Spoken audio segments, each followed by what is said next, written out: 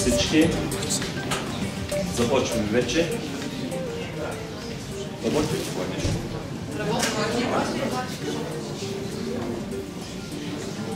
Радвам се, че виждам толкова много познати лица.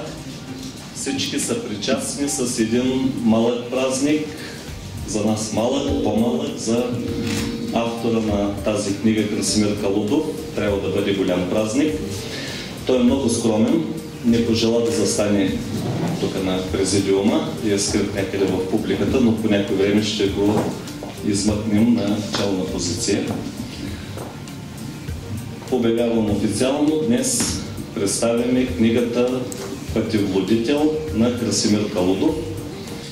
И сега, който не е чел книгата, ще има възможност да чуе отказ от нея, който е чел да си припомни. Даваме думата на Георги Минков. Много благодаря, уважаеми дами и господа. Надявам се, че не очаквате големия моноспектакъл. Това също е една от многото шегички на Краси Калудов. Радвам се, че имате чувство за хумор. За мен също беше огромно удоволствие, също така една голяма изненада. В следващите минути ще ви представя различните лица Калудови. Започваме с първите стъпки на младия, неопитен пътешественик в тая пуста чужбина. Действието се развива в почти разпадналия се съюз на съветските социалистически републики, а Краси е на турне с футболния грант Вихър Айтос! Дойде време да играем футбол. Играхме на осветление. По трибуните имаше поне 8000 зрители от целия окръг, защото ги бяха излъгали, че сме невероятен отбор от България и сме едва ли не редовен участник в евротурнирите. Когато диктора на стадиона обяви пред притихналите трибуни с номер второй Калудовой Красимир, аз поизпъчих слаботелесна гръб и небрежно разроших дългите си коси. Зер, вижте ме колко съм красив, талантлив. Мача започна и ни смазаха от бягане. Направиха ни да изглеждаме жалки. Идеше ми да платя на диктора някоя рубличка, за да обяви, че на терена с номер 2 не играе Калудовой Красимир, ами някакво клонинг или някакво случайно промъкнало се футболно недоразумение. Убиха ни с 3 дума. Накрая стана ясно, че са играли за премии, а при всеки гол възнагражденията на съперниците се удвоявали или утроявали. А ние играехме за българо-съветска дружба. Нещастници. Странното е, че точно след погрома, който ни нанесоха на терена, ни чакаха хора пред съблекалните. Обикновените запалянковци се трупаха, за да видят с очите си чуждестранните гости, т.е. нас. Оказа се, че преди няколко години в този малък град се появили някакви французи, които построили някаква ВЕЦ или ТЕЦ. И заради тях пък издигнали хотел в центъра на града. Французите стояли малко и си заминали му веки веков и с това се изчерпали всички международни контакти. Затова сигурно разбирате леката паника, която ме обзе, когато до мен се приближи едър черведалец руснак. Каза ми, че се нарича Саша, запознава с жена си и ме покани на вечеря. Аз го гледах така, сякаш ми предлагаше да скоча от 30 метра нощно гърне. Тоест, недоумението върху лицето ми беше направо огромно. А когато екзалтираният фен каза, че страшно харесал играта ми и затова иска да ме почерпи, тогава леко започнах да гледам ошашавено, защото всичко ми заприлича на някаква дебелашка шега.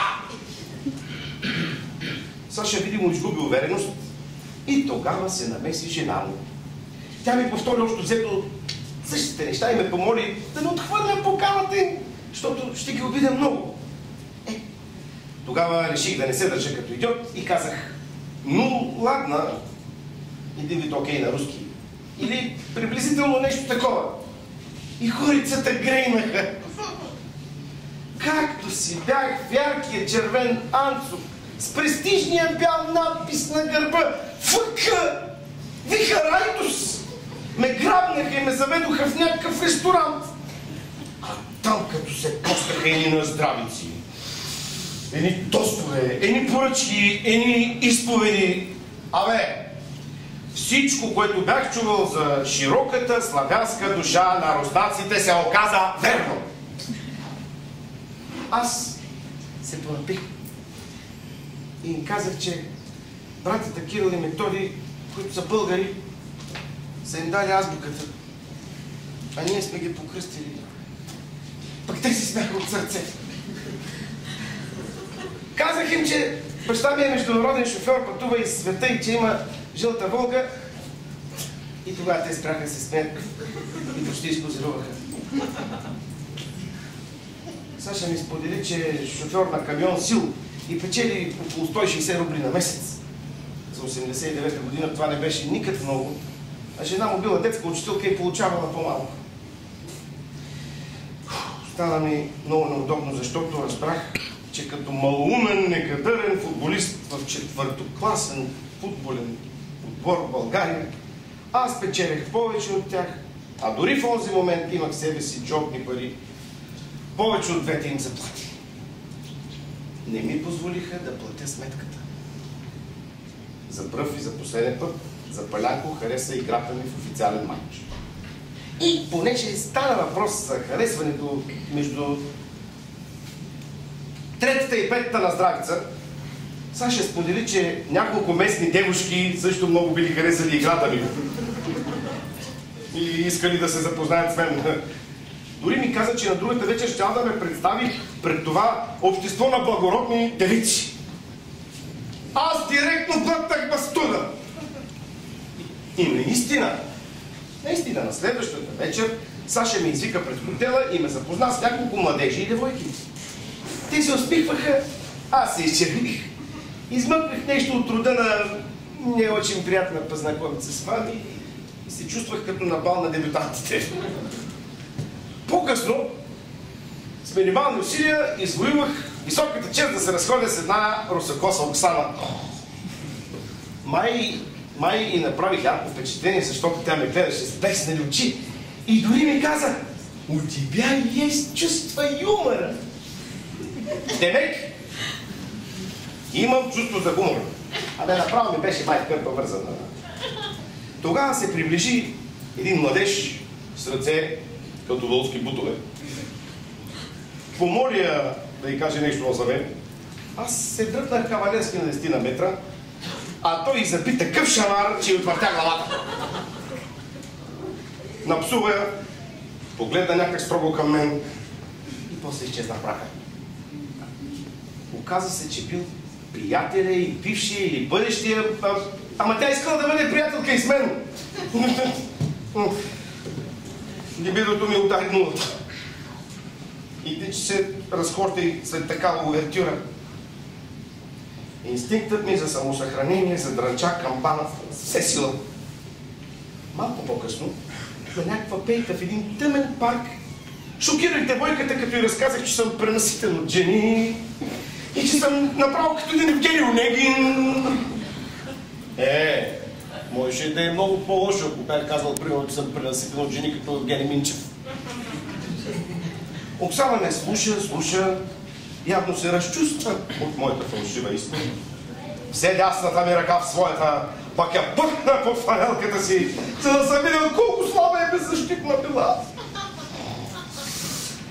Аз обаче видях в спомените си отново мощната десница на бившия и бъдещия приятели. Хормоните ми пак потънаха в зимен сън. Ръката ми се схвана моменталически, но схващането хвана единствено този край. Всичко друго ще остана в пълен покой. Тя ме целуна. Тъмнината дискретно проблясна. Златния и зъб. Аз стоях като кон. Да. В края на краищата тя не ме помисли за Евгений Онегин, а за Иван Светлопак. Все ми е тая, нали се прибрах здрав в хотела. През цялото време на връщане се оглеждах да не изскочи оне бяч от някъде да не ме ръкоположи. И че му обяснява и че сме им дали азбука и християнска вяра. На другия ден излетяхме за България. И с публикация във вестник Белореченска правда, това града, където е бил Краси, футболистът Красимир Калудов от световно известния български отбор Вихър Айтос показа на всички футболни фенове, че е изключително посредствен играч и качествата му на защитник са нищожни. Същия се изложи страшно много и извън терена, като се напи от 100 грама водка. Високият български гост така и не отбеляза гол в празната врата на Оксана, на който рак.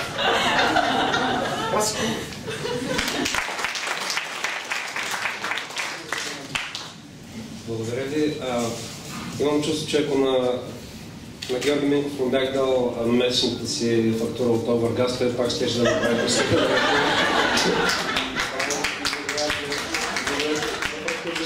Така да представя нещо написано от мен, много съм да задължен.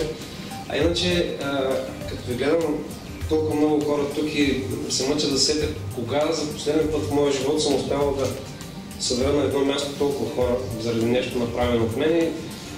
Това си мислех преди малко и се сетих, че това беше преди 2-3 години, когато една сутрин нещо се разсеях и излезах чисто гол на терасата да се простря шортите. И тогава пак се събраха толкова хора, но нищо не искаха да им казвам, просто си гледаха. Сега хем съм облечен, пак чувствам толкова, пак ме е толкова срам, но да ви кажа нещо за книгата. Тази книга би донесла практически ползи на уния хора, които са рискували да си я купят и да я прочитат. Не да си я купят, да я вземат. Важното е, би донесла практически ползи на онези хора, които я прочитат, защото след като затворят последната страница, освен че ще се скубят косите, ще знаят, че не бива да носят пъпа на сина си в Рим или пъпа на дъщеря си в пленарна зала в Европарламента в Брюксел, защото могат да ги арестуват за трафик на човешки органи.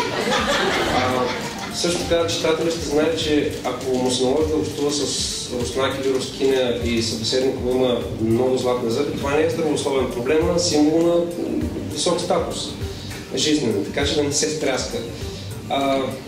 Ще знае, че в Солуна се помоля на Свети Димитър, желанието му ще бъде изпълнено. Може би не е от варианта, който очаквам, но ще бъде изпълнено със сигурност. Ще знае, че ако изритат влака някъде около Берлин, не бива да се отчаява, защото има изследващ влак. И ще знае, че ако се сблъска че всеки контакт с човек, с улица, с град или с друга държава го обогатява много повече от каквито и да било пари на света. Аз съм много благодарен на всички, които са чели тази книга, защото техните реакции ме накараха да разберат, че това е книга. Надявам се, когато влизате в тази част от моя свят и излезете от него след затварянето на последната страница, да имате поне една усмивка повече със себе си. А сега, ако искате да ме питате или да разпиша някаква книга или сутиен или нещо друго. Преди много години, когато бях футболист с непоръбен шушлик и тогава отидах в едно сдружение от млади хора, умни, арт-пиерия. То още съществува, само сега вече не е клуб, сдружение с нестопанска цел. Арт-пиерия с Евгения Апостолов. Те бяха първите, които ми обърнаха внимание, не на шушлик, разбира се, на това, което пише. Така че толкова за членството. Но не мога да се нарека член. Това би било лека обида към писателите и поетите на Бургас. Аз съм журналист и евентуално пиар практик и син на баща си, мъж на жена си. Това е.